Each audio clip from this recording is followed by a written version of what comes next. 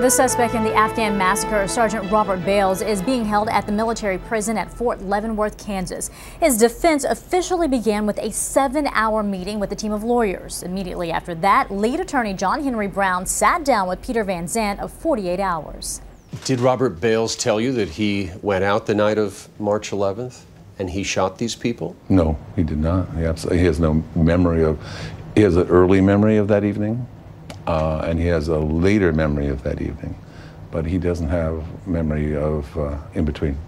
According to people who have been interviewed, eyewitnesses, Sergeant Bales went from room to room. He shot 16 people dead, including 9 children. 5 are wounded. You're telling me he remembers none of that? That's correct.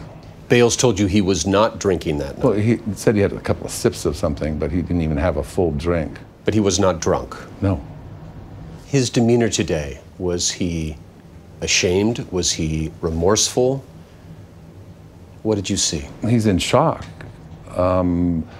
He's fixated on the troops left on the ground and what they're accusing him of and how that might have negative ramifications on his friends and compatriots.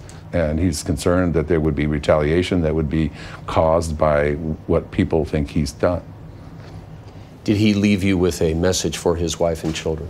He loves them dearly. And he's very anxious to talk to them. We're hoping to arrange that today. A telephone conversation? Correct. Brown later told me off camera he will not seek an insanity defense. Rather, he will focus on diminished capacity, like some sort of an emotional breakdown.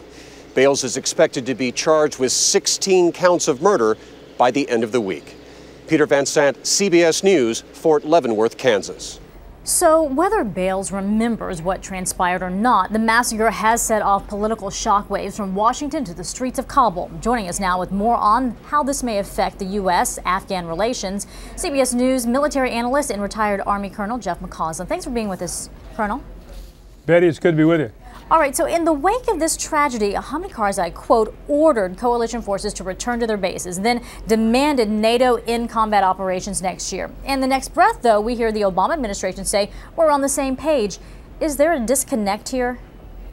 Well, I don't really think so, Betty. I talked to some very senior administration officials today, and they echoed kind of what General Allen, our commander in Afghanistan, is going to say later today in testimony before Congress, and that is there have been a very difficult times, very serious setbacks and a trying moment for the allies and their Afghan partners. But moving ahead, they're hopeful that we're going to be able to get beyond this, smooth this relationship out, particularly focus on the upcoming NATO summit in May, and then move forward with a clear statement at that summit that the United States, its NATO allies, and the Afghans are on the same page in terms of a schedule that will call for most of our forces to end combat operations by 2013, and then the removal of most of those forces by the end of 2014. You know, that being said, Betty, they're not underestimating the long-term scars and effects of this continuum of events, beginning with the Marine video of urinating on dead Taliban, the burning of the Quran, and now these alleged killing of 16 Afghan civilians by Sergeant Bales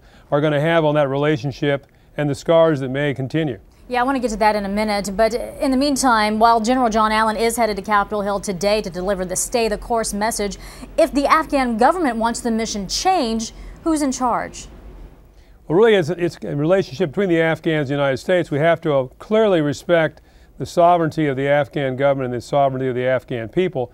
But at the same time, I think Hamid Karzai understands how fundamentally dependent he is on the United States and its NATO allies for the security in this country at this particular moment. And though he's talked, as you suggested, about a return of all U.S. and NATO forces to major bases quickly, the administration officials that I talked to believe that was largely for public consumption in Afghanistan. And in the past, quite candidly, President Karzai has said a number of things only to reverse himself at a later date. Does it seem odd at all that the outrage is coming from the Afghan government, not the Afghan people? Remember when there was that, as you mentioned, internet video of U.S. soldiers urinating on dead Taliban gunmen, or the burning of the Quran? There were riots and killings and mass protests, but now 16 civilians are slaughtered, and we haven't seen the same outrage. Why is that? Well, I think it's because this occurred in a very rural part of Afghanistan down the south in Panjwai district of Kandahar province. And second of all, sadly, we have seen too many incidents where civilians have been involved in combat, killed by improvised explosive devices placed by the Taliban, caught in crossfires, hit inadvertently by airstrikes or collateral damage. So one does not want to say in any way, shape, or form that the Afghan population is used to this, but sadly this has happened all too frequently. That being said, this murder really of 16 civilians is a singular event in its own right. All right, retired Army Colonel Jeff McCausland, thanks so much for being with us. We appreciate it. My pleasure, Betty.